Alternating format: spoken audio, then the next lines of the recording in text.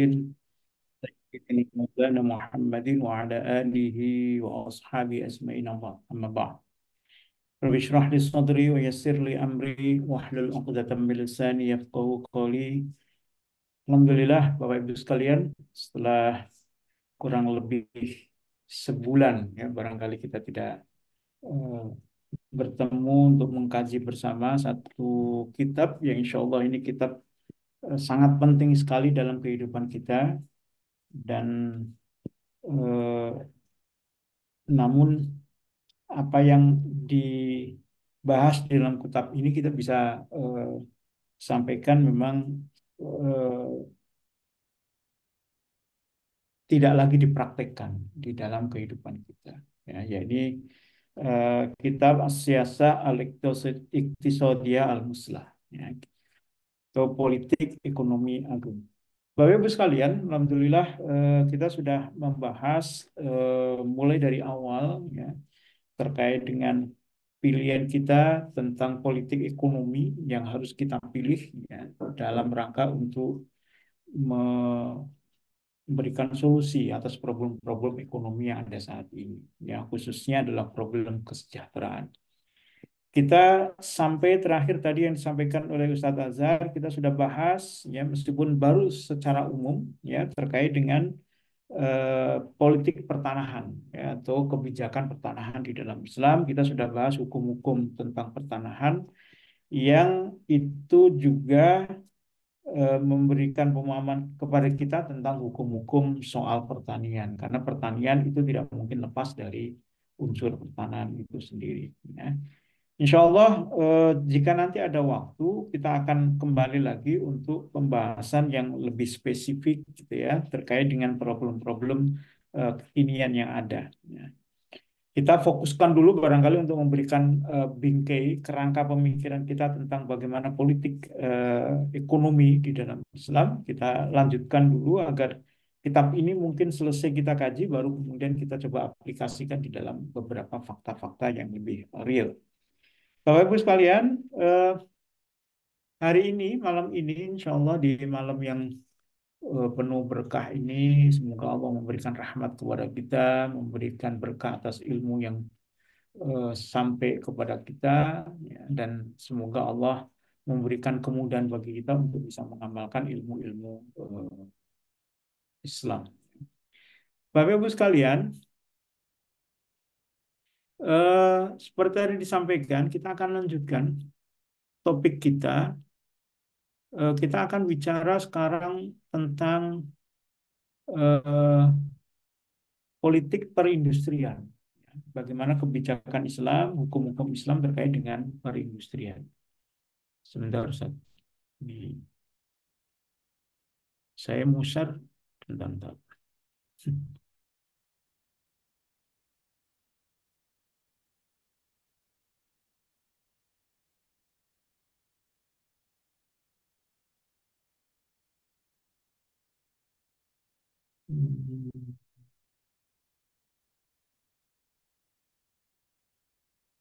Bentar, mohon maaf Bapak Ibu sekalian. Ini agak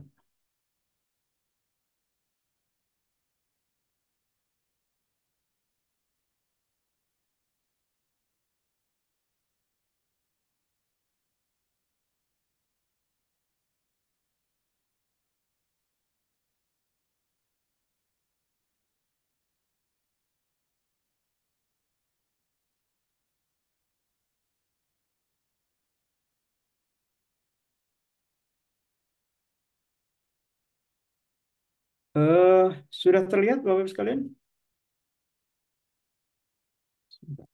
Masih loading, Ustaz. Oke.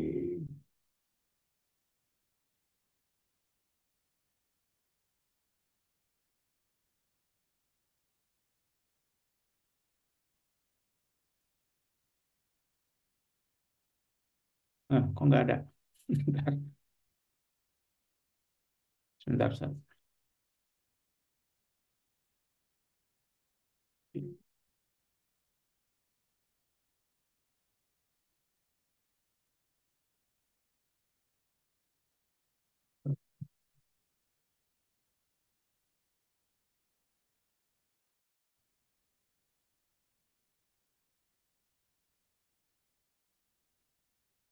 Baik, sudah ya. Alhamdulillah, Ustaz.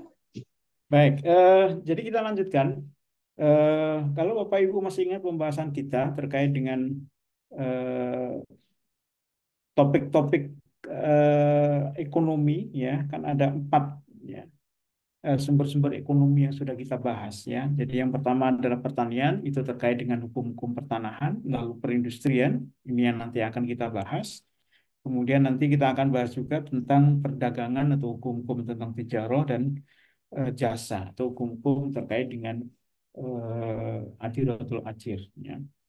Bapak Ibu sekalian, eh, kalau kita berbicara tentang perindustrian dan bagaimana Islam memandang tentang perindustrian ini, tentu yang penting bagi kita adalah eh, apa yang seharusnya menjadi bahan kajian kita. Ya, jangan sampai apa yang kita kaji itu ternyata sesuatu yang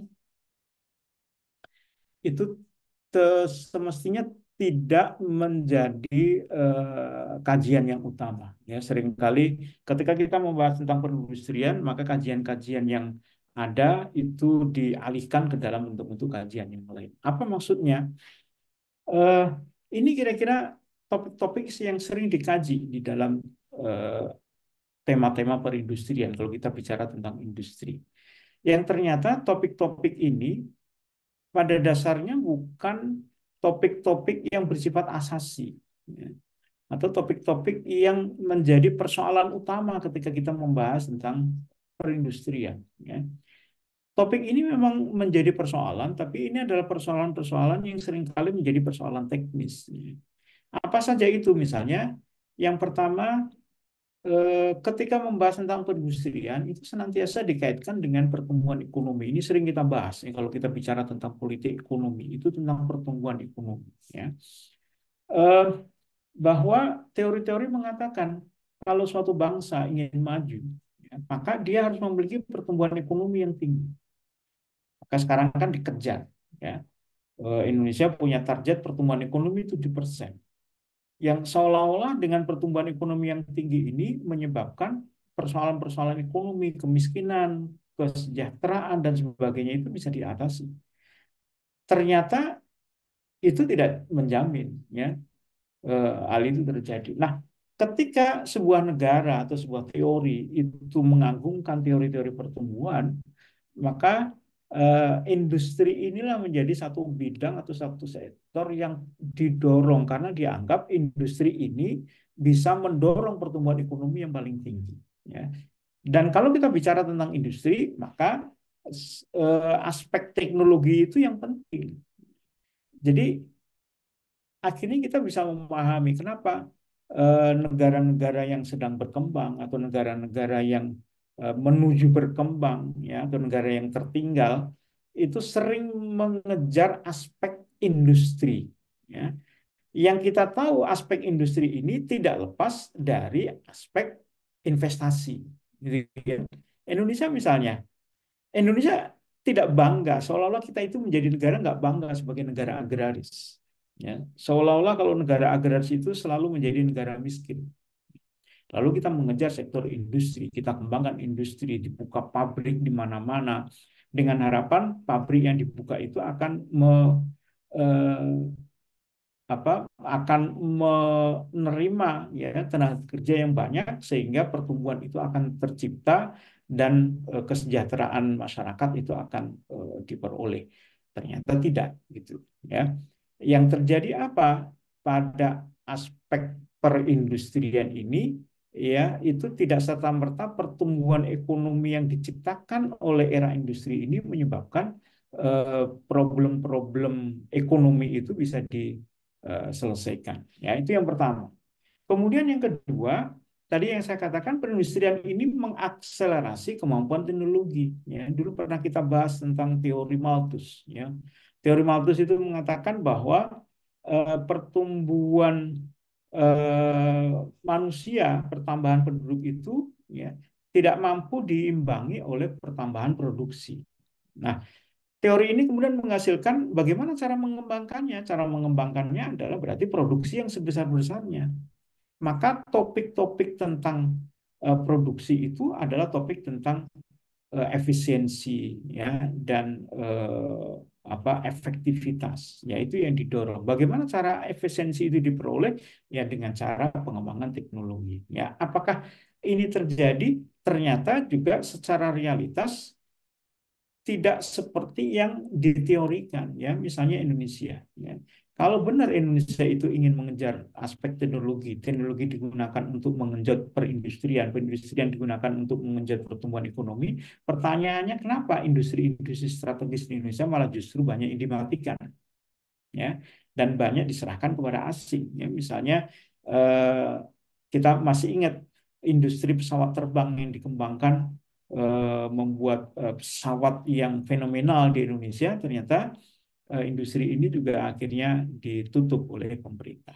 Kemudian yang ketiga, topik tentang perindustrian itu terkait dengan bagaimana perindustrian ini menjadi aset vital dan strategis bagi pembangunan sebuah negara dalam rangka mencapai tujuan-tujuan politik dan ekonomi. Teori ini, keyakinan ini kemudian ditindaklanjuti dengan membangun BUMN, Badan Usaha Milik Negara, yang bergerak di sektor-sektor strategis. Kalau sekarang kita bicara era sekarang di Indonesia, kita kenal ada namanya PSN, ya. Program Strategis Nasional, yang ternyata ini hanya teori juga, gitu. Kalau kita bilang PSN strategis nasional, ternyata itu tidak memberikan dampak signifikan terhadap masyarakat atau memberikan dampak kepada negara, ya. Tapi justru program-program strategis nasional ini sering diserahkan kepada swasta, ya. Jadi ini agak agak melenceng, ya, dari apa yang seharusnya dilakukan oleh negara. Nah, kembali lagi misalnya terkait dengan pertumbuhan ekonomi. Ya, apa yang terjadi? Ternyata industri-industri yang digadang-gadang itu bisa membuat pertumbuhan ekonomi yang tinggi di Indonesia itu banyak dikuasai oleh asing. Ya, tentu logika sederhana. Kalau ada industri ya strategis dikuasai oleh asing, baik itu industri tambang, industri manufaktur, ya, otomotif misalnya dan sebagainya, itu dikuasai asing, maka apa yang terjadi? Tentu hasil, ya, output, laba, keuntungan dari industri itu akan banyak dinikmati oleh investor, ya ini asing, ya. Sementara kita tahu eh, tenaga kerja yang dipakai di Indonesia itu adalah tenaga kerja yang murah, pakai UMR. UMR itu mengikuti standar kebutuhan minimum yang harus harus dikeluarkan oleh tenaga kerja itu. Akibatnya apa? Ya, tenaga kerja tidak menjadi tenaga yang memiliki kemampuan lebih, ya, kecuali dia hanya mendapatkan sekedar untuk mempertahankan hidupnya. Kemudian yang kedua, memang industri itu banyak dikembangkan di Indonesia kalau kita bicara tentang Indonesia. Tapi faktanya industri-industri ini juga sangat tergantung oleh ekspor. Artinya banyak sekali bahan-bahan yang digunakan di dalam industri itu harus menggunakan bahan-bahan dari ekspor. Jadi secara perdagangan, ya, ini tentu juga akan menguras devisa kita, ya. Misalnya industri tekstil, ya. Ternyata tekstil itu harus impor, baik itu dari India atau dari Cina, gitu. Atau misalnya industri manufaktur apalah, sepatu atau apa, memang diproduksi di Indonesia, tapi bahan bakunya akhirnya banyak dari luar negeri. Lalu yang ketiga, ini yang menjadi PR bersama, bahwa ternyata, ya, investasi yang ada di Indonesia ini senantiasa dipengaruhi oleh peristiwa politik. Ya. Kalau rezimnya disenangi oleh investor, maka investasi itu akan masuk. Nah, ini yang sering menjadi diskusi kita. Saya ingin menyampaikan begini, bahwa ternyata apa yang menjadi diskusi kita terkait dengan perindustrian, juga terkait dengan teknologi, ya, ini pada dasarnya bukan kajian yang menjadi pokok persoalan ketika kita menjadikan industri itu sebagai salah satu sarana untuk memberikan atau memenuhi kebutuhan masyarakat, ya. Bukan itu. Jadi persoalannya bukan pertumbuhan ekonomi. Persoalannya juga bukan terkait dengan teknologi yang digunakan. Tapi ada persoalan lain yang lebih penting, ya, yang ini di apa namanya digagas dan disampaikan oleh Islam ya terkait dengan industri itu. Ya. Apa itu? Ini kira-kira nanti akan kita detilkan ya satu persatu.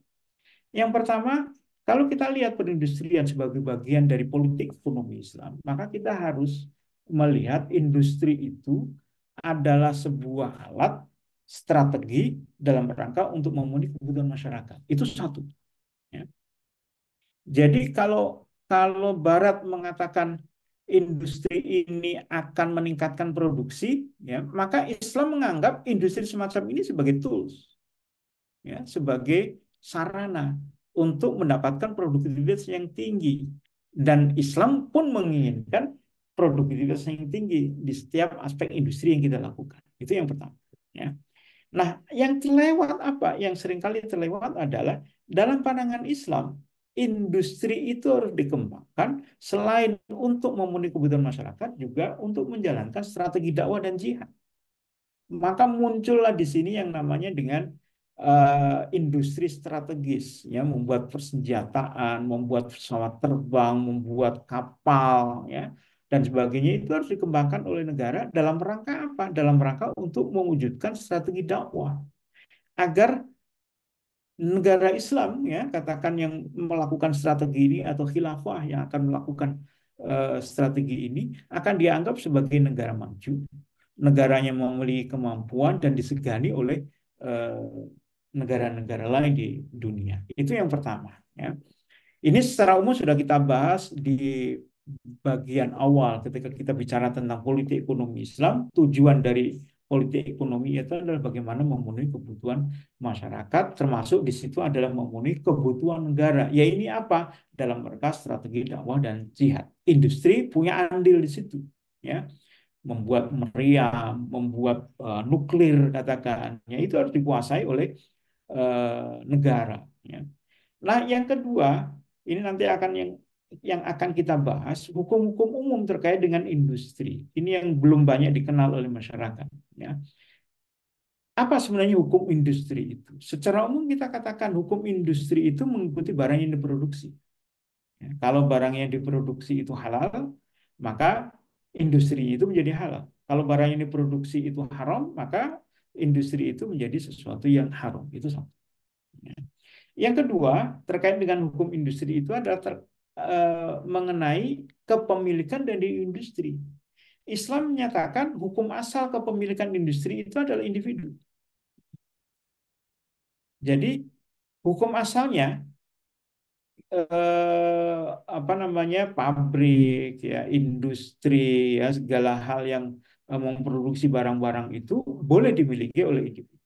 Ya, kecuali untuk industri yang memproduksi barang-barang milik umum. Ini industrinya termasuk alat-alat industri yang ada, ini nanti akan menjadi kepemilikan umum. Ini apa namanya prinsip dasar ya terkait dengan bagaimana pengembangan Islam di dalam perindustrian. Jadi paling tidak satu ketika bicara tentang negara, maka negara harus mengembangkan industri strategis yang mampu memenuhi kebutuhan masyarakat dan menjalankan strategi dakwah.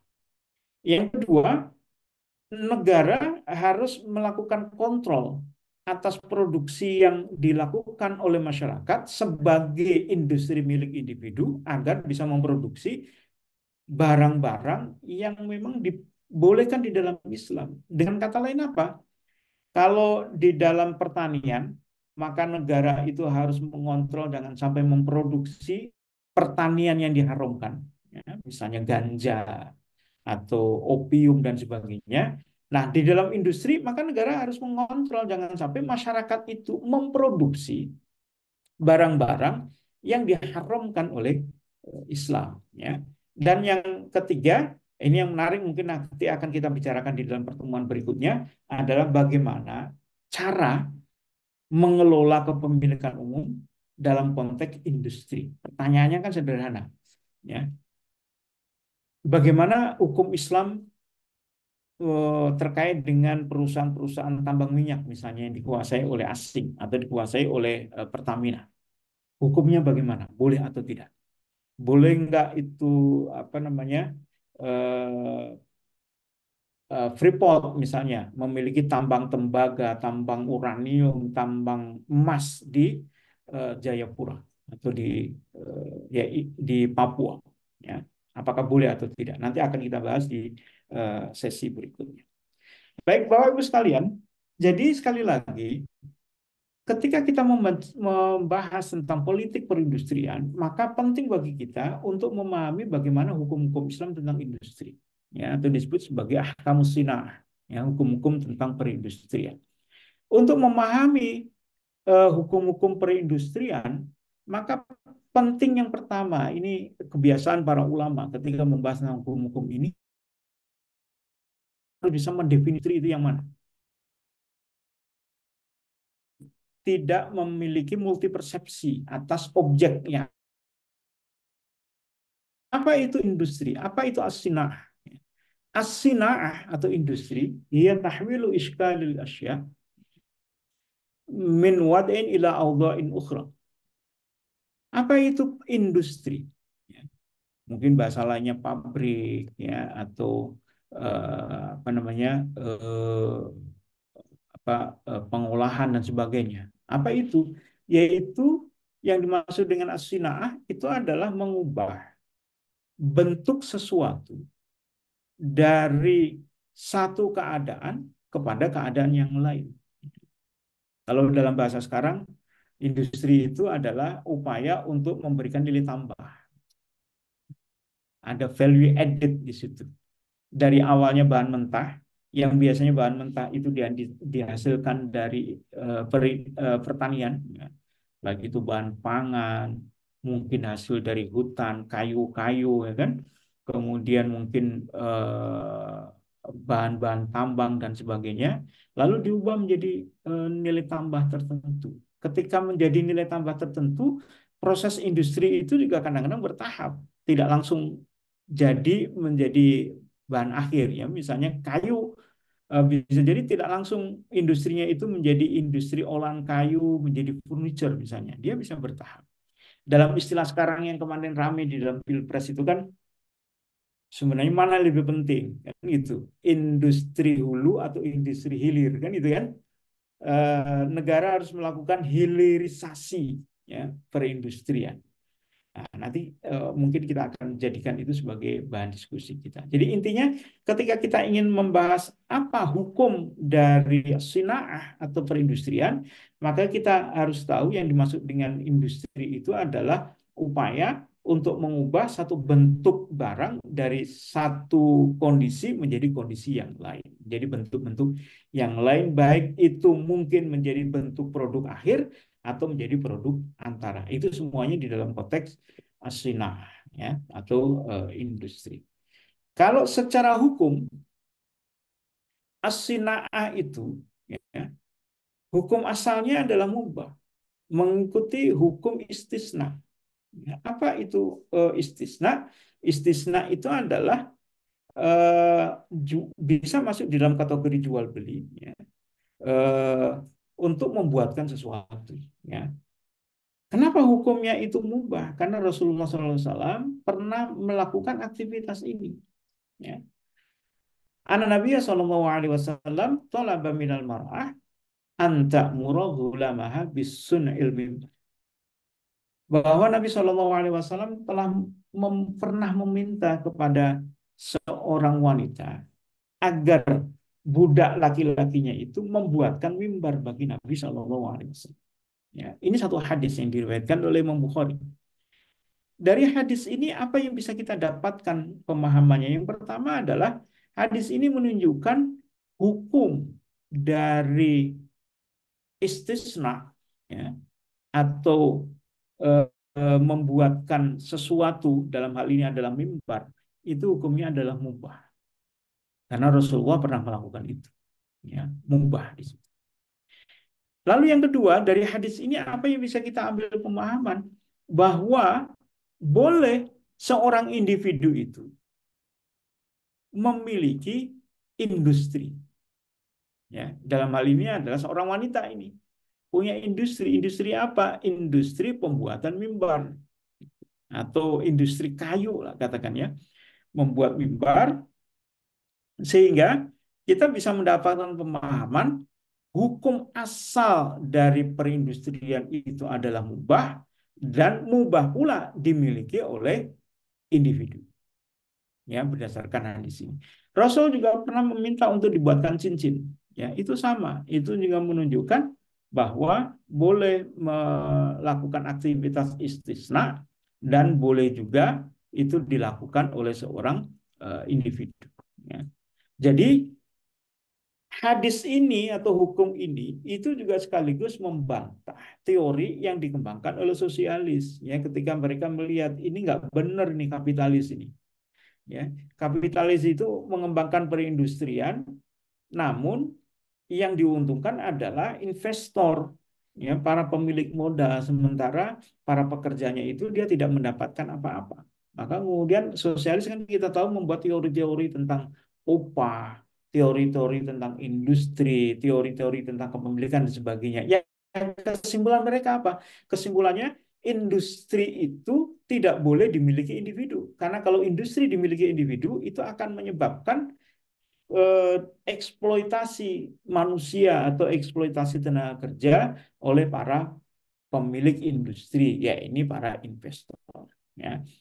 Kalau begitu, menurut sosialis siapa yang seharusnya memiliki perindustrian? Sosialis mengatakan negara lah yang harus memiliki itu. Maka tidak ada yang namanya kepemilikan secara individu terhadap industri-industri di satu negara sosialis. Ya, yang ada apa? Negara sosialis, ya, kalau dulu adalah Uni Soviet, itu yang akan menguasai seluruh aset-aset industri dan tidak ada satupun individu yang memiliki itu. Nah, bagaimana Islam? Islam datang bukan untuk membenarkan apa yang dilakukan oleh kapitalis. Jadi bahasan kita itu bukan untuk menguatkan tuh betul tuh Islam sama dengan kapitalis, ya. Islam memberikan hukum industri itu harus dimiliki oleh individu. Sementara kapitalis itu industri juga harus dimiliki oleh individu. Nah, ini sama, ini berarti Islam mendukung pendapat kapitalisnya. Nah, itu yang tadi saya sampaikan bahwa Islam itu memberikan aturan, memberikan hukum ini bukan dalam rangka untuk membenarkan apa yang dilakukan oleh kapitalis, tetapi Islam memberikan penjelasan ini sebagai sebuah sistem, sebagai sebuah hukum yang sifatnya khas yang tidak dimiliki oleh yang lain meskipun seolah-olah sama, ya. Nanti kita akan temukan di mana perbedaannya, ya, ketika politik perindustrian itu dilakukan oleh kapitalis dengan bagaimana politik perindustrian itu dilakukan oleh Islam. Nah, selanjutnya Bapak Ibu sekalian, ya, ini tadi yang saya sampaikan, apa itu al-istisna atau akad, ya. Istisna itu wa aqdun ala mabi fi dhimmah. Itu adalah akad atas suatu komoditi yang diperjualbelikan fi dhimmati, ya, yang berada di dalam tanggungan. Maksudnya zimmah itu ada tanggungan dari orang yang menyediakan barang itu. Barangnya belum ada. Jadi ini berbeda dengan jual beli pada umumnya. Ini adalah akad untuk dibuatkan sesuatu. Makanya barangnya fidzimah, barangnya itu di dalam tanggungan. Syurita fihil amalu ala wajihin mahsusin bisamanin ma'lumin.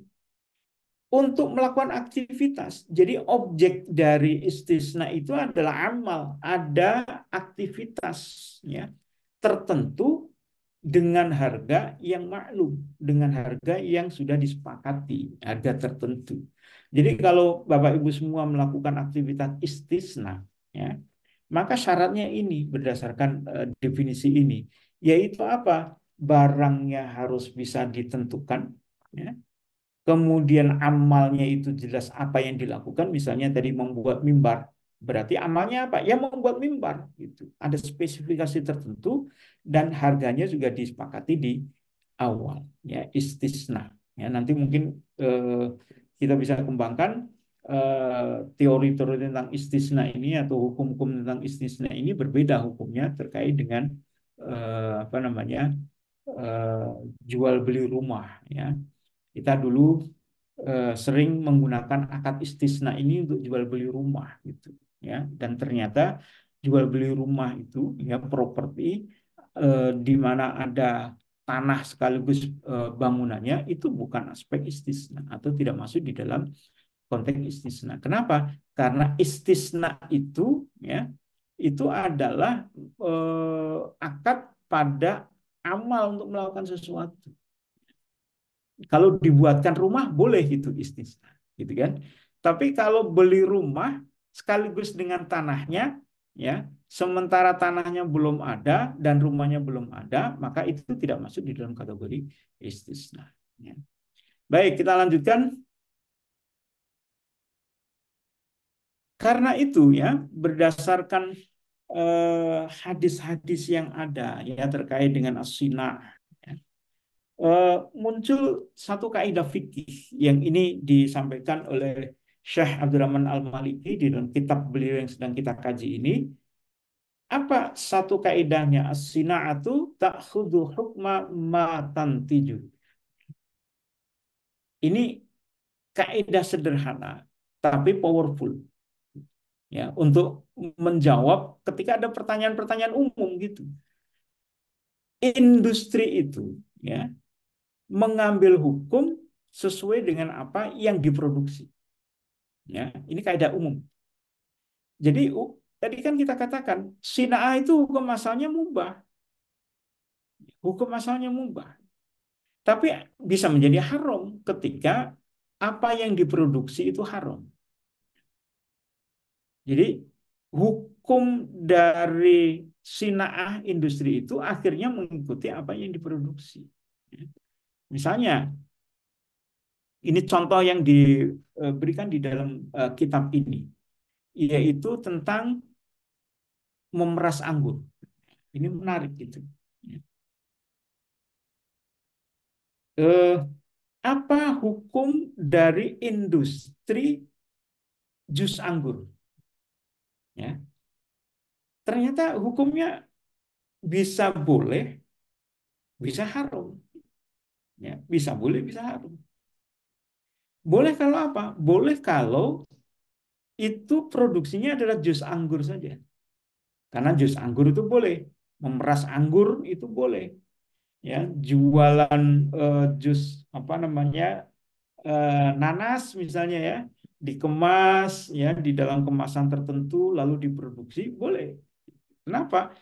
Karena apa yang diproduksi itu boleh. Jus anggur itu boleh, sari anggur itu boleh, sari kurma itu boleh.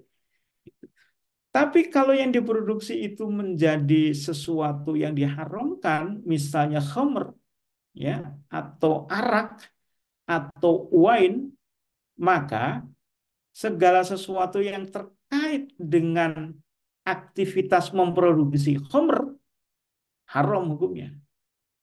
Termasuk di dalamnya adalah mengolah anggur, memeras anggur, yang anggur itu kemudian diproses untuk menjadi khamr. Aktivitas memeras anggur itu haram. Ya. Jadi ini hukumnya unik ini ya. Jadi tidak langsung kita katakan Ustaz, bagaimana kalau apa namanya saya misalnya jualan eh, memproduksi kompos ya, atau memproduksi pupuk kandang gitu ya. Ini pertanyaannya harus dibedah gitu. Kalau memproduksi apa namanya pupuk kandang kita harus tanya dulu ya. Eh, apa yang diproduksi itu melibatkan sesuatu yang haram atau tidak? Ternyata memproduksi pupuk kandang itu menggunakan kotoran hewan. Sementara kita tahu kotoran hewan itu najis. Najis itu haram, ya. Maka haram hukumnya kita memproduksi eh, kompos atau pupuk pupuk kandang yang berasal dari sesuatu yang diharamkan. Ya. Nah, nanti banyak sekali contoh-contoh yang lain. Bolehkah apa namanya eh, memproduksi atau misalnya begini, ini kadang-kadang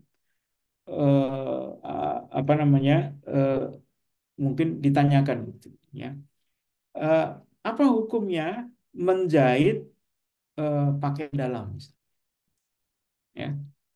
Nah, kalau kita lihat pakaian dalamnya itu sendiri adalah mubah gitu ya, kalau penggunaannya sesuai peruntukan. Tapi kalau pakaian dalam itu ternyata digunakan untuk membuka aurat dan kita tahu pasti itu dilakukan ya karena dijualnya di pantai misalnya ya kan, maka itu bisa menjadi haram kita melakukan itu ya. Jadi ini kaidah ini asina ta'khudhu hukma ma tantijuhu itu bisa digunakan untuk menghukumi industri apa yang mau kita geluti ya. Eh, apa dasarnya, dalilnya apa, kaidah fikih ini? Kenapa kaidah fikih ini bisa dilakukan seperti itu? Dasarnya adalah hadisnya Rasulullah SAW berkaitan dengan 10 pihak yang di apa namanya, yang dilaknat oleh Rasulullah SAW karena memproduksi khamr gitu. Siapa pihak 10 itu? Ya, yaitu asiruha, orang yang memeras, wa mu'tasiroha, dan orang yang meminta diperaskan. Jadi kalau ada misalnya kita punya menjadi supplier apa namanya, supplier sari anggur misalnya. Ya. Kalau ternyata kita mensuplai dan itu spesifik kita lakukan di situ, maka mensuplai untuk Homer, maka hukum meminta perasan itu, meminta diperaskan itu hukumnya industri yang haram. Ya. Jadi harus kita lihat, ketika hasilnya itu langsung memang digunakan khusus untuk itu, maka hukumnya menjadi haram. Tapi kalau memeras anggur, ya, atau minta diperaskan anggur, ya, itu tidak digunakan untuk homer, maka tidak terkait dengan hadis itu. Ya, jadi yang dimaksudkan hadis ini asiroha, ya, orang yang memeras dan mu'tasiroha, dan orang yang minta diperaskan itu kalau terkait dengan homer. Ya, mungkin termasuk di sini adalah kalau menanam anggur, yang khusus menanam anggur itu digunakan untuk membuat khamr itu, ya itu bisa menjadi sesuatu yang haram, hanya tidak masuk dalam industri di sini. Kenapa? Karena menanam anggur itu tidak bagian dari industri, tapi bagian dari hukum tentang pertanian. Ya. Jadi itulah kaidah yang kita akan gunakan untuk menghukumi industri mana yang boleh dilakukan dan industri mana yang tidak boleh dilakukan. Yang itu tergantung dari hasil dari produksi yang dilakukan. Ya, itu yang pertama. Ya, terkait dengan hukum industri. Kemudian yang kedua, hukum industri itu berkaitan juga tentang kepemilikan. Ya, apakah industri itu boleh dimiliki oleh semua orang? Bebas. Ya. Boleh nggak kita memiliki industri tambang batu bara? Kan sekarang ini banyak tawaran kan gitu. Ini ada nih di tempat tertentu, ya batu bara banyak dijual nih. Kita kemudian eksploitasi itu lalu jadikan industri batu bara. Pertanyaannya boleh nggak? Atau yang paling sederhana kalau di daerah Bogor, Sukabumi, Ustadz Azhar, itu banyak namanya tambang-tambang pasir. Ya. Seseorang bisa kuasai itu satu bidang lahan, misalnya 1.000 meter, ya, dan lahan itu banyak pasirnya, ya, yang kemudian jadilah industri pasir, diambillah pasir itu kemudian dijual kepada pihak lain. Pertanyaannya, boleh nggak kita memiliki yang semacam itu? Ya. Atau sekarang ini bicara tentang bisnis air minum, ya makin lama makin bagus tuh bisnis ini nih. Ya meskipun sekarang banyak dikuasai oleh pemain-pemain besar saja, ya semisal Le Mineral, Aqua, ya, dan sebagainya. Ya. Itu kan bisnis yang menarik. Pertanyaannya, apakah boleh kita sebagai seorang Muslim memiliki bisnis air minum, atau mungkin memiliki PAM, ya, apa itu namanya, perusahaan air minum swasta. Saya nggak tahu kalau di Medan, Ustaz. Kalau di Jakarta ada namanya Palija kan itu. Ya, ini swasta, ini yang menjual kepada apa namanya perusahaan daerah, ya. Tapi diproduksi oleh swasta. Pertanyaannya boleh nggak? Nah, ini dijawab oleh Islam dengan menggunakan satu kaidah. Ya. Al-masna yakhudhu hukma ma yasna'u. Ya. Industri itu mengambil hukum terkait apa yang diproduksi itu. Ya. Jadi maksudnya apa? Alat-alat industri atau industri itu sendiri, pabriknya misalnya. Siapa yang memiliki itu terkait dengan hukum dari barang yang diproduksi. Maksudnya apa? Kalau barang yang diproduksi itu adalah barang-barang milik umum, maka industrinya itu, alat industrinya itu, atau pabriknya itu harus dimiliki umum. Tidak boleh dimiliki individu. Tapi kalau industrinya itu memproduksi barang-barang milik pribadi, maka menjadi industri milik pribadi. Ya, contoh kasus, ya, industri mobil. Mobil itu boleh dimiliki individu. Maka industri mobil boleh dimiliki individu. Perusahaan baju, tekstil, garment, ya, baju, tekstil, kain, ya, itu boleh dimiliki individu. Maka industri garment boleh dimiliki individu. Tapi kalau apa yang dihasilkan itu adalah milik umum, maka itu harus menjadi milik umum. Ya, misalnya minyak bumi dalam pandangan Islam, minyak bumi ini karena merupakan bahan tambang yang tidak terbatas, maka harus dimiliki oleh umum. Maka Islam memandang industri atau pabrik yang memproduksi bahan-bahan tambang semacam itu tidak boleh dimiliki individu, harus dimiliki umum. Ya. Jadi misalnya nih, anggap ada Pertamina, ada Freeport, ya, ada Chevron, ya, atau industri-industri tambang itu, maka kepemilikannya tidak boleh diberikan kepada swasta. Itu harus dimiliki oleh umum. Tidak juga dimiliki negara, tapi dimiliki oleh umum. Ya. Nah, apa saja yang termasuk di dalam barang-barang milik umum? Satu, barang yang menjadi kebutuhan orang banyak. Ya, seperti air, pada al-muslimuna syuraka fi salas.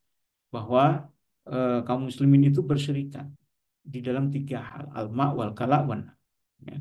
Air, padang rumput, energi, ya, itu dimiliki secara bersama-sama. Jadi apa implikasinya? Implikasinya adalah kalau air itu menjadi kebutuhan umum, ya, misalnya PAM, ya, perusahaan air minum, atau energi misalnya PLN, padang rumput misalnya apa namanya ya industri eh, apa namanya misalnya eh, lapangan olahraga atau industri taman dan sebagainya, itu harus dimiliki oleh umum, tidak boleh dimiliki individu. Yang kedua, barang yang dilihat dari segi bentuknya tidak memungkinkan untuk dimiliki individu, maka harus dimiliki umum. Maka jalan itu semestinya menjadi milik umum, meskipun yang buat negara. Jadi pertanyaannya adalah sekarang, kalau begitu dalam pandangan Islam, jalan tol itu hukumnya gimana itu? Gitu. Ya, boleh nggak seorang pengusaha itu membeli jalan tol di mana jalannya dia kuasai, lalu orang-orang yang ingin melewati jalan itu harus bayar. Nanti hukum berikutnya adalah bagaimana dengan orang yang menggunakan fasilitas itu. Seandainya tidak boleh ada perusahaan jalan tol, ya, lalu bagaimana kita itu setiap Lebaran harus lewat jalan tol Trans Jawa gitu kan, lalu kita bayar itu hukumnya boleh atau tidak, haram atau tidak? Jangan-jangan kita lewat jalan tol itu juga haram juga. Jembatan, ya, mungkin ada jembatan swasta, ada pelabuhan misalnya, pelabuhan-pelabuhan swasta sudah mulai banyak. bandara-bandara itu kan ternyata ada beberapa yang swasta gitu, ya. Nah, kalau pelabuhan itu swasta, gimana nih statusnya? Ya, hutan ya dikuasai swasta, sungai ya kemudian di swastanisasi ya dikuasai oleh swasta, misalnya satu jalur tertentu, lalu dibuatlah di situ perumahan apa namanya atau kota kota mandiri misalnya ya di dalamnya ada sungai, ada danau dan sebagainya, itu gimana ini statusnya? Gitu. Nah, kemudian yang barang tambang yang kapasitas produksinya besar, yang tidak terbatas. Ya, tadi sudah kita bahas barang tambang minyak, gas bumi dan sebagainya. Ini harus dikuasai oleh umum. Jadi industri-industri yang bergerak di dalam pengolahan barang-barang milik umum ini itu tidak boleh dikuasai oleh industri, oleh swasta dan juga tidak dikuasai oleh negara, tapi dikuasai oleh umum atau masyarakat. Ya, negara hanya eh, sebatas untuk melaksanakan amanah dari rakyat untuk mengurus. Jadi ini kira-kira yang menjadi hukum umum ya terkait dengan industri. Insya Allah Ustadz Azhar nanti mungkin di pertemuan berikutnya kita akan bahas lebih detail terkait dengan bagaimana mengelola barang-barang milik umum dan apa solusi yang harus kita lakukan ketika kita sudah mendapati sekarang ini perusahaan-perusahaan itu swasta itu sudah menguasai semua hajat hidup orang banyak yang termasuk di dalamnya mengelola kepemilikan umum. Ya, barangkali gitu sebagai pengantar Ustadz Azhar. Eh, Jika ada yang perlu didiskusikan, baik kita akan coba diskusikan. Barangkali begitu Bapak Ibu sekalian, Ustadz Azhar. Saya kembalikan kepada Ustadz Azhar. Silakan Ustadz. Ya, Alhamdulillah, Bapak Ibu jamaah sekalian. Jadi kita mendapatkan hal baru bagi kita yang mungkin saja baru mendapatkan maklumat ini menjadi bahan diskusi menarik buat kita, atau bagi kita yang juga pernah mendapatkan maklumat ini tapi masih belum clear, insya Allah kita bisa mendudukkan bagaimana Islam memandang atau mendudukkan persoalan tentang dunia perindustrian ya. Nah, hanya saja memang ini kita coba batasi, tadi beliau coba batasi dari penjelasan diskusi kita malam hari ini berkaitan dengan ta'arifnya dulu tadi ya beliau sampaikan, walaupun di awal tadi beliau mengangkat problematika yang muncul hari ini di dunia perindustrian dalam perspektif kekinian ya. Kemudian kita kupas dalam memahami dulu industri itu apa, kemudian status hukumnya dilihat dari apa yang diproduksi. Nah, maka kemudian tadi yang terakhir tentang perindustrian tadi mengikuti status kepemilikan produksinya tadi ya. Ya Alhamdulillah buat Bapak Ibu. Ini insya Allah sesi tanya jawabnya sudah kita buka. Buat Bapak Ibu, ada yang ingin bertanya, bisa kirimkan ya, atau bertanya langsung boleh juga, raise hand kepada kita, nanti kita kasih kesempatan, kemudian bisa langsung bertanya dan kita minta Al Ustadz memberikan tanggapan beliau. Dan kalau ada yang mengirimkan pertanyaan bisa juga di kolom chatnya ya. Sembari menunggu ya dari jamaah sekalian, ini Ustadz sebagai diskusi awal dari kami. Jadi tadi kita ada membahas tentang dunia perindustrian yang itu mengikuti produksinya, Ustaz.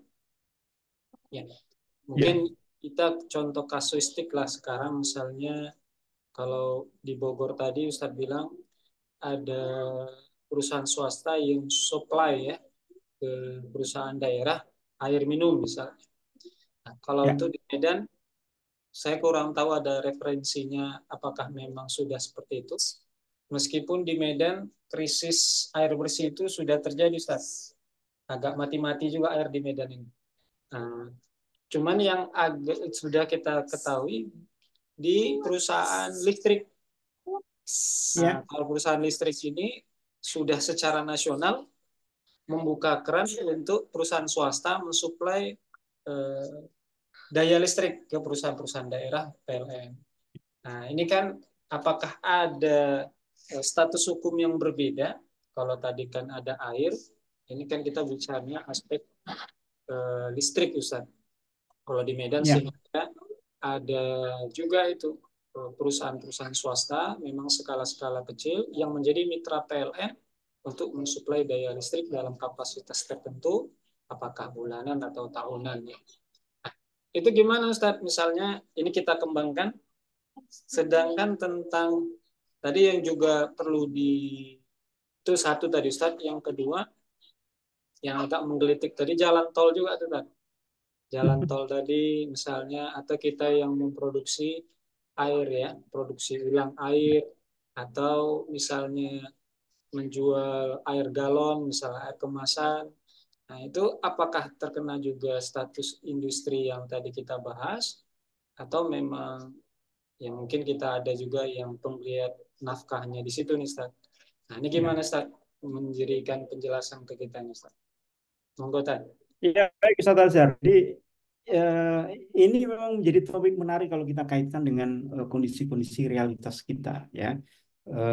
Industri ini kan berkembang ya dan eh, kalau kita bahas dalam konteks kapitalisme ya memang seperti itulah industri yang akan dikembangkan.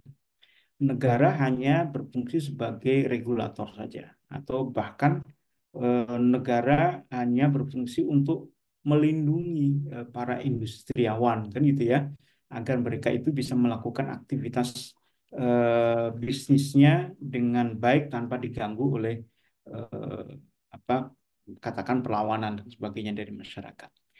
Eh, jadi kalau kita lihat ya eh, hukum asalnya seperti itu bahwa industri yang bergerak di dalam kepemilikan umum itu ya, tidak boleh dimiliki oleh individu, ya, tapi harus dimiliki oleh umum.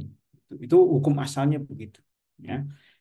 Tapi kita harus lihat, oleh karena itu kita harus lihat apa yang terdapat di dalam hukum-hukum tentang kepemilikan itu. Karena secara umum itu ada karakteristik yang berbeda ya pada tiga kategori kepemilikan umum tadi. Ya, misalnya terkait dengan yang pertama, barang yang menjadi kebutuhan orang banyak. Ya, ada air di situ, ada padang rumput di situ, atau ada energi di situ. Nah, di dalam kategori yang pertama ini yang harus dipahami adalah kata kuncinya barang itu menjadi milik umum ketika dibutuhkan oleh orang banyak. Kalau barang itu hanya dikuasai oleh segelintir orang, menyebabkan yang lain kesulitan untuk mendapatkannya. Ya, maka negara harus eh, mengambil alih ya barang itu ya agar tidak dikuasai oleh individu. Contohnya apa? Contohnya adalah air. Ya. Kalau kita bicara air, ya, ada sumur-sumur yang itu tidak boleh dimiliki individu. Misalnya sumur Zam-Zam, kan nggak boleh dimiliki individu. Kenapa? Karena sumur Zam-Zam itu saat itu sangat dibutuhkan oleh banyak orang. Ya. Kalau itu dikuasai atau dibeli oleh seseorang misalnya ada sahabat membeli itu kan bisa saja itu sumber zam-zam dibeli ya. Lalu eh, dibisniskan siapa yang mau ngambil itu harus bayar dan itu menyebabkan orang lain kesulitan untuk mendapatkan air maka sumur zam-zam harus ditetapkan sebagai kepemilikan umum. Tapi ketika masyarakat itu tidak kesulitan mendapatkan air, ya, maka masyarakat boleh memiliki sumber-sumber air, ya, termasuk mata air gitu. Ya. Jadi misalnya di rumah kita itu kita punya sumur, ya. Itu kan sumber mata air juga kan gitu. Nah, kalau kita gali sumur, dapat sumur, maka sumur itu menjadi milik individu. Kenapa? Karena sumur itu tidak menyebabkan orang lain, tetangga-tetangga kita itu kesulitan air. Tapi kalau kita sedot airnya itu menyebabkan tetangga kita kesulitan air, maka negara harus menjadikan sumur itu menjadi milik umum, ya, tidak boleh dimiliki individu. Jadi sekarang ketika seseorang punya apa namanya sumber mata air, ya, lalu dia jual, ya, dalam bentuk galon, air minum dan sebagainya, maka hukumnya boleh selama apa? Selama mata air yang dia gunakan untuk mengisi air minum tadi tidak menyebabkan orang lain kesulitan untuk mendapatkan itu. Gitu. Jadi boleh hukumnya memiliki industri eh, kemasan air minum. Jadi kita tidak bicara dulu tentang perusahaan air minum. Kemasan air minum dalam kemasan. Ya, kan sekarang banyak nih, pesantren punya atau yayasan anu punya, digunakan untuk dakwah, digunakan untuk ini, hukumnya boleh. Kenapa? Karena mengambil dari sumber air yang tidak menyebabkan warga sekitar itu kesulitan. Nah, itu ada karakter khusus untuk di situ. Ya. Maka eh, seorang punya halaman rumah luas, padang rumput boleh atau tidak? Hukumnya boleh. Selama apa? Selama masyarakat tidak kesulitan untuk mendapatkan rumput dalam rangka mengembalakan. Gitu, ya. Atau misalnya boleh nggak kita mendirikan perusahaan listrik? Ya, hukumnya boleh. Selama masyarakat tidak terambil porsinya untuk bisa mendapatkan manfaat dari energi dari situ. Ya, misalnya ada orang menguasai satu sumber gas tertentu, lalu dia gunakan itu untuk membangkit listrik, lalu dia jual kepada masyarakat, maka ini menjadi tidak boleh. Kenapa? Karena dia telah menguasai satu sumber, ya, kepemilikan umum yang itu menyebabkan warga itu kesulitan untuk mendapatkannya. Itu untuk yang pertama. Ya. Kemudian yang kedua, Ustaz Azhar,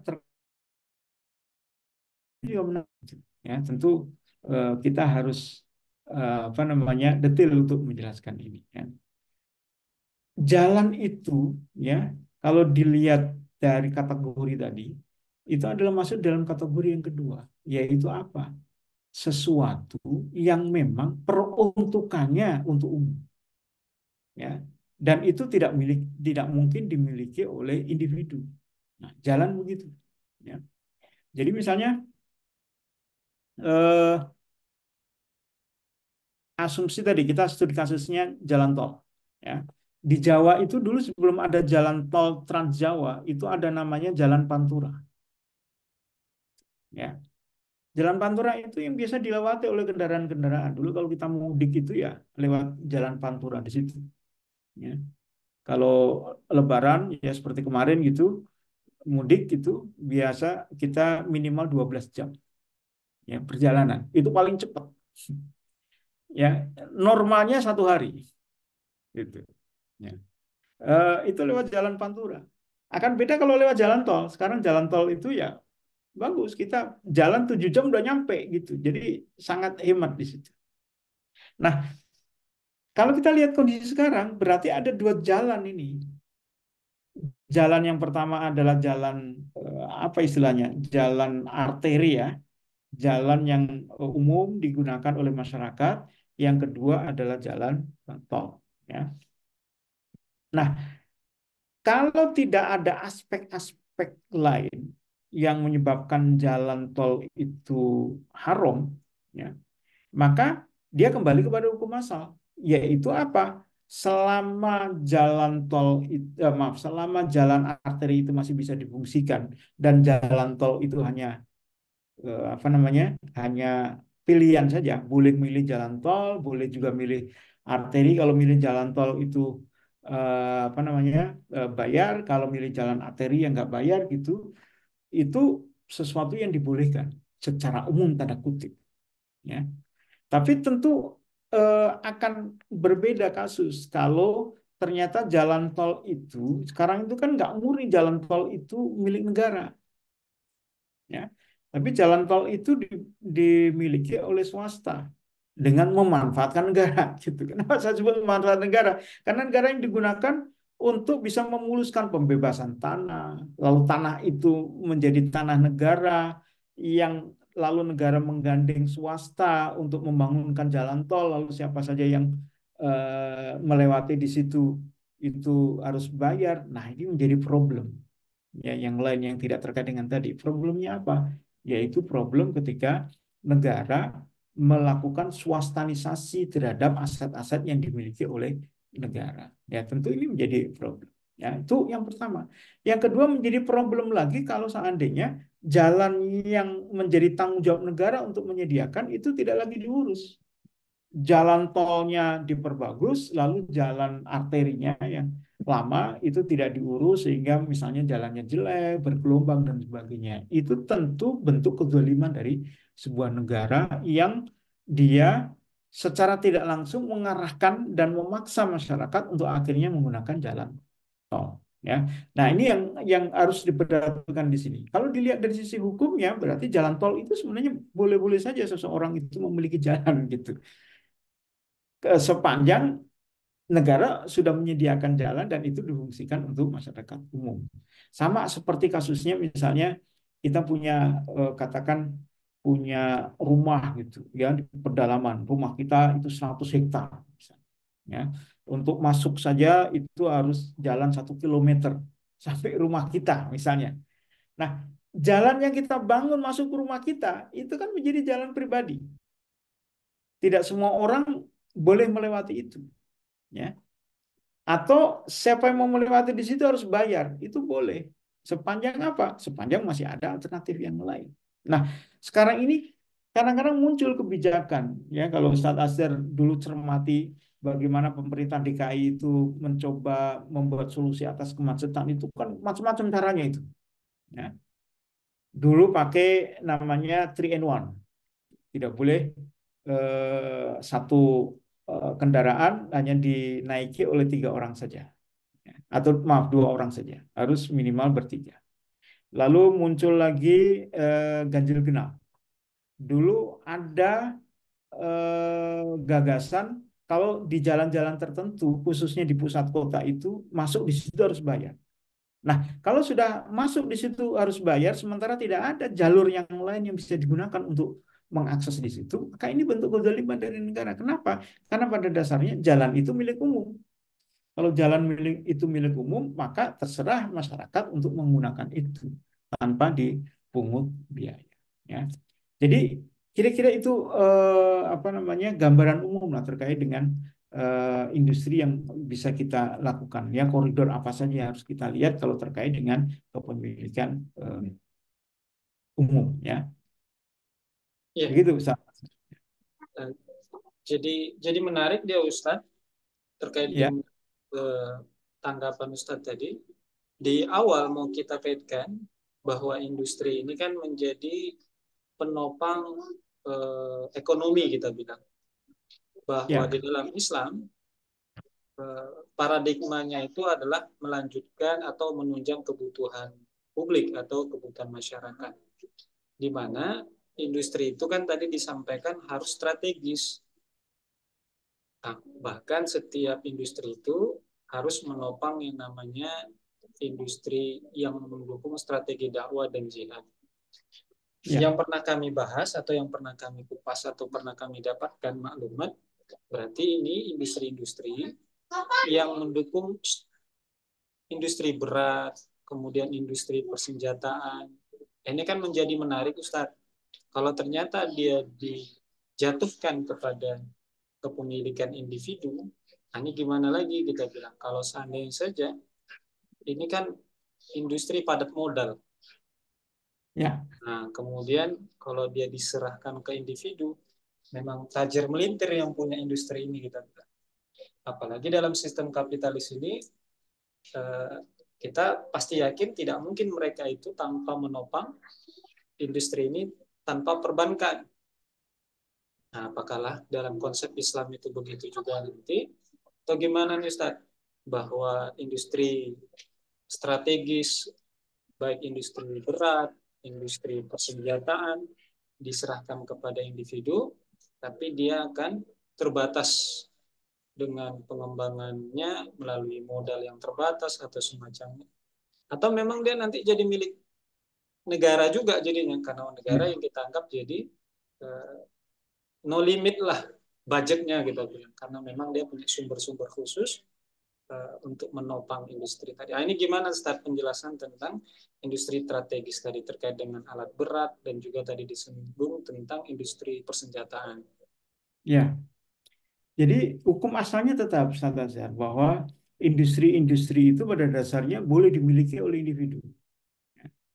Individu boleh membuat senjata, ya, dalam dalam bentuk-bentuk apapun. Namun, ketika itu sudah dikaitkan untuk tujuan khusus, yaitu menjalankan strategi dakwah dan jihad, ya, maka negara dalam hal ini memiliki otoritas untuk mengelola itu. Ya, karena ini adalah otoritas negara, namanya jihad, dakwah, itu otoritas negara. Ya, dakwah jihad maksudnya di sini bukan dakwah individu atau dakwah yang dilakukan oleh ustadz gitu. Ya, kalau ini dakwah yang digunakan untuk penaklukan penyebaran Islam, maka ini menjadi otoritas negara. Ya, negara harus berperan di situ. Oleh karena itu, maka industri-industri yang bergerak digunakan sebagai wasilah untuk melakukan strategi itu pun harus dilakukan oleh negara. Tidak mungkin dilakukan individu. Bahkan kalau negara memandang itu membahayakan individu, maka negara bisa melakukan pengaturan di situ. Ya, misalnya eh, industri persenjataan. Ya, ternyata senjata itu digunakan untuk saling tembak gitu dan itu membahayakan di masyarakat. Maka negara bisa melarang industri itu dimiliki oleh individu gitu ya. Tapi kalau industri senapan angin untuk berburu misalnya dan itu tidak membahayakan masyarakat, negara membolehkan itu. Nah, apalagi industri senjata perang. Kan nggak mungkin senjata perang itu digunakan dan dijual secara pribadi. Nggak mungkin. Ya, ada industri membuat nuklir misalnya dimiliki pribadi, lalu dijual ke orang tertentu misalnya. Itu kan nggak mungkin. Ini pasti kerjaan dari negara. Oleh karena itu negara harus melakukan industri ini, yang membuat industri ini. Jadi kalau tadi disebut tentang industri persenjataan yang itu terkait dengan peperangan, maka itu harus menjadi industri strategis negara. Negara harus membuat, ya. Misalnya kapal perang, negara harus buat. Industri persenjataan nuklir, negara harus membuat. Gitu. Ya. Nah, sekarang ini kan persoalannya sebenarnya bukan apakah industri itu boleh dibuat oleh individu atau tidak, tapi persoalannya adalah negara ini sekarang tidak punya orientasi strategis untuk mengembangkan industri strategis itu. Gitu. Ini yang membahayakan gitu. Maka kedaulatan negara berbahaya, keamanan negara juga berbahaya, rentan terhadap serangan negara lain dan sebagainya. Oleh karena itu, kalau negara punya kemampuan melakukan itu, maka wajib bagi negara untuk membuat industri-industri itu, pesawat terbang. Jangan sampai malah tidak dikembangkan, ya, ditutup malah gitu, ya, yang menyebabkan insinyur-insinyur kita tidak lagi mengembangkan keilmuannya di Indonesia. Ya, akhirnya mereka keluar negeri dan mengembangkan industri-industri strategis di luar negeri. Ini kan berbahaya, ya. Jadi terkait industri strategis yang itu sangat menentukan keamanan dan kedaulatan negara, maka negara harus membuat itu, bukan individu yang membuat persenjataan itu. Dan siapa yang mengkomandani? Yang mengkomandani itu adalah apa namanya Amirul Jihad. Ya, kalau kita bahas di dalam kitab Ad-Izzah situ, ya, bagaimana struktur daulah khilafah itu menjadi kewenangan negara dan kewenangan negara itu dilimpahkan kepada Amirul Jihad. Ya, Amirul Jihad itu yang mengembangkan, ya, industri-industri itu, ya, baik persenjataan maupun alat-alat berat untuk jihad dan sebagainya. Begitu kira-kira Ustaz Ajar. Ya, sepertinya Ada satu pertanyaan lagi nanti Ustaz. Ini kita coba dahulukan pertanyaan yang sudah masuk di kolom pertanyaan. Kalau tidak salah, mohon maaf ya kalau salah. Bu, Ibu atau Mbak ini Latifah, atas nama Latifah. Bismillah Ustaz. Semoga dirahmati Allah. Bagaimana dengan individu yang memiliki tanah luas lalu membuat lokasi rekreasi, semacam taman bermain gitu ya mungkin ya, dan mengalami keuntungan besar. Nah, bagaimana Islam memandangnya Ustaz kalau seperti ini terjadi Ustaz? Mohon tanggapannya Ustaz. Ya, baik. Yang pertama, memiliki tanah luas. Hukum asalnya boleh seorang muslim memiliki tanah seluas-luasnya. Masih ingat yang kemarin kan terkait dengan hukum pertanahan. Gitu. Ya, sepanjang apa? Kalau itu lahan pertanian, maka itu produktif. Ditinggalkan selama 3 tahun, maka akan diambil alih oleh negara. Ya, Islam tidak memberikan batasan berapa luas. Ya, 1.000 hektar boleh kalau memang sanggup. Ya, 1 juta hektar boleh kalau memang sanggup gitu. Jadi tidak dibatasi oleh luasan, tapi dibatasi oleh mekanisme kepemilikan tanah dan bagaimana mempertahankan kepemilikan tanah itu. Itu yang pertama. Ya. Kemudian yang kedua, terkait dengan penggunaan. Kalau digunakan untuk rekreasi, ya, maka hukumnya pun boleh sepanjang rekreasi yang dilakukan itu tidak bertentangan dengan syarat. Ya, dijaga hukum-hukum syaraknya, tidak boleh ada yang berkholwat, ada ikhtilat, ada apa namanya kemaksiatan di situ, ya maka itu boleh. Ini menjadi tantangan kalau kita sebagai kaum muslimin untuk mengembangkan lokasi rekreasi, tantangan kita di situ, ya karena biasanya kalau tempat rekreasi itu yang dihadapi itu adalah ikhtilat, ya meskipun di tempat umum ya kadang-kadang digunakan orang untuk melakukan kholwat atau melakukan ikhtilat yang tidak semestinya. Ya. Lalu keuntungannya besar, ya boleh ini gitu. Sama seperti nanti kita akan bahas di dalam politik perdagangan barangkali.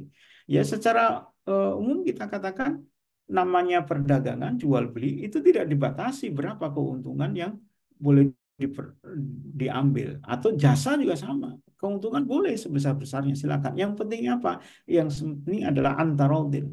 Ya, kedua belah pihak itu ridho. Ya. Kita punya tempat rekreasi, lalu untuk masuk 1 juta rupiah, orang yang mau ya gak ada masalah gitu. Ya. Lalu, wah rame nih, tambahin jadi 2 juta sekali masuk misalnya. Orang yang mau ya nggak ada masalah. Ya kita punya hotel kan, untuk masuk tarifnya hotel 1 juta rupiah, orang yang mau juga nggak ada masalah gitu. Yang penting antarodin kedua belah pihak itu adalah ridho. Nah, kalau kita kaitkan dengan pembahasan kita sekarang ini, titik persoalannya adalah terkait dengan kalau tempat rekreasi ya itu tempat boleh dimiliki individu itu clear. Berarti industri jasa yang bergerak di bidang ini sebenarnya boleh. Tanahnya luas itu boleh. Nah, yang kemudian menjadi persoalan adalah apakah ketika tanahnya luas dan itu digunakan sebagai tempat rekreasi, ada enggak kebutuhan masyarakat yang hilang atau terhalang didapatkan karena ada tanah luas yang kita kuasai atau tempat rekreasi yang kita dirikan di situ. Ya, misalnya nih, itu tempat rekreasi, di dalamnya ada sungai, lalu sungainya kita bendung, kita buatlah telaga di situ yang menyebabkan debit ya ke sungai berikutnya yang dibutuhkan warga itu menjadi berkurang. Maka ini tentu melanggar syar'i. Kenapa? Karena menyebabkan orang lain di wilayah berikutnya yang membutuhkan sungai itu menjadi terhalang. Atau misalnya kita buat tempat rekreasi itu yang menyebabkan orang lain yang awalnya punya akses langsung melewati situ, lalu kita tutup dan akhirnya harus jalan melalui jalan yang lain lebih panjang, lebih lama, lebih repot, lebih melelahkan dan sebagainya, itu berarti telah mengambil alih kepemilikan berupa jalan yang dimiliki oleh masyarakat secara umum. Jadi hal-hal itu ya, ini mungkin dalam konteks sekarang ini yang disebut sebagai AMDAL gitu ya, analisis dampak lingkungan. Ya. Itu kalau kita coba dekati secara Islam, tentu yang harus dilihat adalah apakah ada kepemilikan umum yang di apa namanya diambil menyebabkan masyarakat itu tidak dapat memenuhi kebutuhannya. Nah, di situ yang harus dilihat. Ya. Maka kalau mungkin pertanyaan lain misalnya pernah saya sampaikan, ya, terkait dengan boleh nggak seseorang kalau punya pulau, gitu, ya, beli pulau. Ya, kan sekarang pejabat-pejabat banyak juga yang beli pulau gitu, yang mungkin luasnya 1 kilometer persegi, misalnya pulau-pulau kecil gitu kan dikuasai. Maka jawabannya, kalau pulau-pulau itu bukan menjadi kepemilikan umum, maka boleh. Apa yang membuat pulau itu menjadi kepemilikan umum? Misalnya pulau itu digunakan sebagai sandaran nelayan ya untuk berlabuh ya. Ketika dia melaut agak jauh ya, untuk sampai ke daratan tempat tujuannya terlalu jauh, dia harus beristirahat di situ atau di situ ada tempat mercusuar dan sebagainya, maka itu tidak boleh dikuasai oleh individu. Kenapa? Karena pulau itu sudah menjadi milik umum. Kenapa menjadi milik umum? Karena dibutuhkan oleh masyarakat dan peruntukannya memang untuk masyarakat seperti jalan umum tadi, jalan, jembatan, pulau dan sebagainya, sungai, laut ya, itu dalam konteks semacam ya. Barangkali itu jawaban ringkasnya Ustaz Azhar terkait dengan kepemilikan kita tempat rekreasi ini. Kelihatannya Bu Latifah akan segera membangun ini dengan tanah yang sangat luas ya.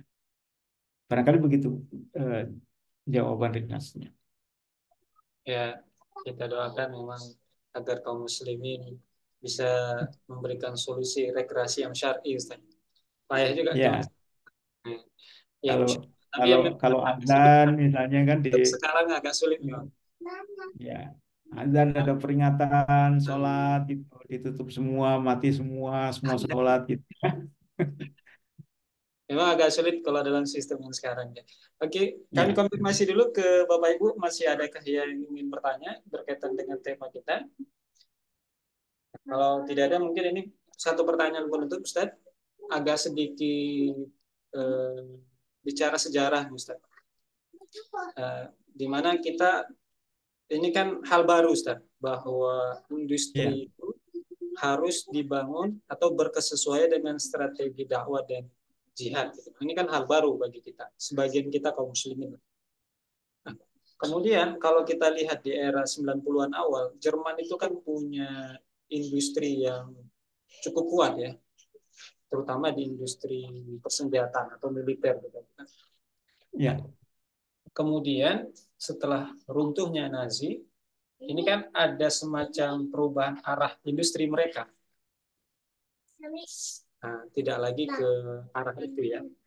Nah, kalau kita flashback dengan Rasulullah itu kan membangun industri juga tidak terlalu fokus. Kalau di awal kita bilang bahwa ya, industri-industri yang dibangun Rasul itu kan eh, tidak spesifik seperti yang modern hari ini kita bilang.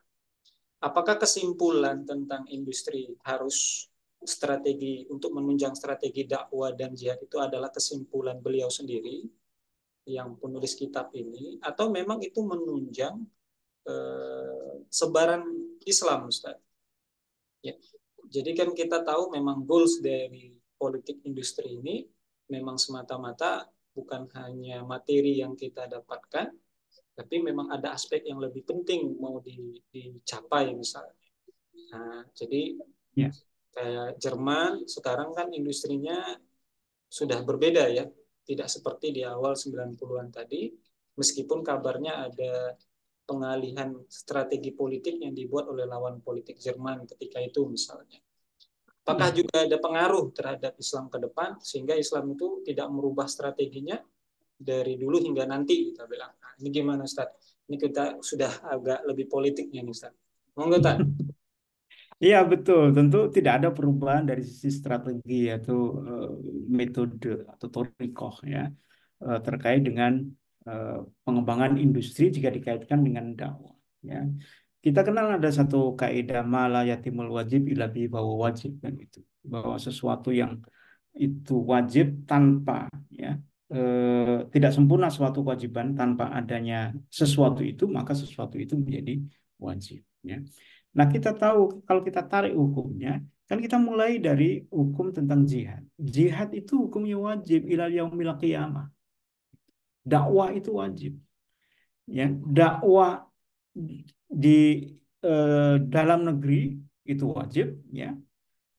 Dan dakwah luar negeri itu juga wajib, baik defensif maupun ofensif gitu ya. Jadi thoriqoh Islam itu tidak pernah menyatakan jihad itu berhenti ya. Jihad itu harus dilakukan dan ofensif ya. Kenapa? Karena memang cita-cita Islam itu adalah membebaskan seluruh umat manusia dari segala jenis penjajahan atau dari segala jenis apa namanya kezaliman ya. Nah, sementara kita tahu di setiap masa jihad itu pasti caranya berbeda, metodenya sama. Metode jihad itu ya eh, apa namanya mendatangi penguasa di satu wilayah, meminta mereka masuk ke dalam Islam, kan itu. Kalau tidak mau maka akan diberikan apa namanya ancaman-ancaman. Kalau tidak mau lagi baru kemudian diberikan apa namanya perlawanan secara fisik. Ya. Nah, itu dilakukan. Nah, tentu tujuan dari jihad itu kan bukan sekedar omong doang gitu, cuma gertak saja seperti sekarang ini ya mengecam Palestina misalnya ya, tapi tidak ada langkah-langkah yang lain gimana bisa mengecam Palestina lalu mengecam Yahudi ya Israel atas penindasan di Palestina. Lalu kita berharap kemudian Israel ketakutan gitu kan, lalu meninggalkan Palestina. Itu kan omong doang itu semuanya. Nah, sementara membebaskan Palestina itu wajib hukumnya. Dan itu hanya bisa dilakukan tentu nggak mungkin dengan diplomasi, tidak mungkin dengan cuma omong, menyatakan prihatin, mengutuk keras, nggak mungkin itu, ya kan? Kenapa? Karena kita itu nggak dianggap, nggak punya ke apa namanya kekuatan yang cukup yang menyebabkan Israel itu takut dalam kekuatan kaum muslimin, ya sama Iran aja nggak takut kan gitu ya padahal Iran sudah mulai mencoba untuk menyerang gitu ya kan apakah itu beneran atau tidak wallahu alam kan gitu tapi intinya itu kan kalau memang Islam mewajibkan agar dilakukan pembebasan atas umat manusia apalagi itu kaum muslimin atas semua penindasan yang ada dan itu hanya bisa dilakukan dengan jihad maka kita juga harus melihat kondisi realitasnya seperti apa. Kalau jihad itu membutuhkan nuklir, ya harus disiapkan nuklir. Kalau dulu zaman Rasulullah, ya begitu. Ketika waktu itu yang dibutuhkan pedang, ya Rasulullah mau bangun industri gitu. Belajar tentang ilmu besi, kan itu, ya kan? Eh, Sampai datang ke Persia, datang ke Cina untuk belajar tentang industri itu kan dalam rangka untuk mengembangkan industri jihad waktu itu yang dilakukan oleh negara. Saat itu memang pakai pedang, maka industrinya pun adalah industri baja, kira-kira paling ininya. Lalu tumbuh menjadi industri lontar gitu, ya. Lalu ada mesiu, ya. Dikembangkanlah itu dan belajarlah itu, ya, dan digunakan oleh Islam. Nah, kalau sekarang teknologi sudah berubah, ada radar, ada apa namanya teknologi digital, ya, ada nuklir dan sebagainya, maka sudah barang tentu umat Islam dalam konteks menjalankan perintah Allah untuk berjihad, membebaskan kaum muslimin juga harus mengembangkan itu. Gitu. Ya, jadi kalau ditanya tadi apakah kemudian metodenya berubah, tentu tidak. Ya. Tidak seperti Jerman, tidak seperti apa namanya Jepang yang karena kalah perang akhirnya mereka harus mengikuti apa yang ditekankan oleh apa namanya sekutu waktu itu. Ya. Jepang tidak boleh membangun pasukan, Nazi dihabisi, ya, sehingga industrinya itu tidak lagi punya apa namanya, punya tujuan yang jelas gitu. Karena Jerman akhirnya kan tidak dikembangkan untuk menguasai dunia, ya. Beda dengan Nazi waktu itu kan, ketika dipimpin Hitler itu kan merasa Jerman itu sebagai negara yang ras tertinggi, ya, ras yang paling unggul yang harus menguasai dunia, maka dikembangkanlah itu. Nah, bagaimana dengan Islam? Maka Islam kita harus mengakui Islam ini adalah kita yakin kebenarannya, dan hanya Islam yang bisa membebaskan, dan cara membebaskannya itu adalah salah satu dengan dakwah. Dan di dalam dakwah itu, kalau bicara tentang dakwah luar negeri, maka yang dilakukan tidak lain dan tidak bukan adalah jihad. Ya. Tentu dengan tahapan-tahapan, tidak langsung membabi buta serang, ya, dan sebagainya. Nah, karena itulah sekali lagi industri itu memiliki pijakan yang kuat di dalam dakwah Islam. Ya, industri itulah yang harus digunakan untuk membackup. Tadi yang saya katakan, kalau industri strategi kita kuat, maka daulah Islam itu akan menjadi negara yang disegani. Ya, seperti dulu terakhir Turki Utsmani itu disegani. Ya, sampai kan muncul, ya, kalau kita lihat film Utsman, ya, itu kan uh, sampai muncul pemahaman di